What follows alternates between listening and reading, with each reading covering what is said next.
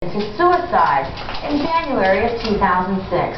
Philip decided to deal with that tragedy by helping tell Marshall's story. And with the help of a movie extra, that experience is helping him build a new foundation. News Channel 3's Steve Eshelman explains.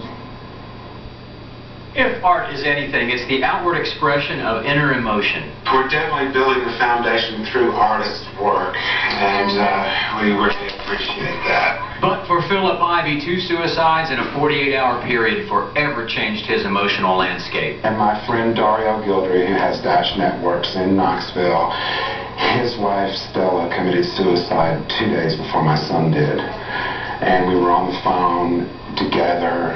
It was not even 24 hours that I knew, and the foundation was born at that moment. But Philip, also known as Mr. P in the film industry, decided it was best to keep working through his grief. So he signed on as key hair designer for the We Are Marshall film. And that decision reverberates to this day through the Damon and Stella Foundation, named for Mr. P's son and his friend Dario's wife. Marshall University survived a horrible tragedy, and we at the foundation have survived a horrible tragedy, and one of Marshall's own reached out to us to help us get this foundation going, and in a big way. And that was the cue for stained glass artist and movie extra Carla Ball to enter the scene.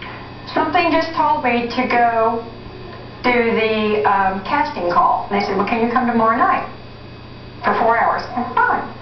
So I did, and that's when I met Mr. P. Immediately, I was just intrigued. I was like, oh, wow. So we talked, and we sat down, and once I met him, I was hooked. That was it. That's all you had to say to me.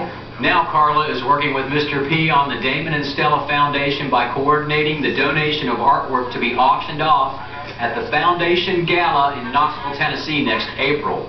Those funds will help pay to air public service announcements featuring country singer Randy Travis and another actor. We have a PSA scheduled with Billy Bob Thornton on January the 30th, and unfortunately last week Billy's family was touched with suicide, so he's even more anxious to do one for us.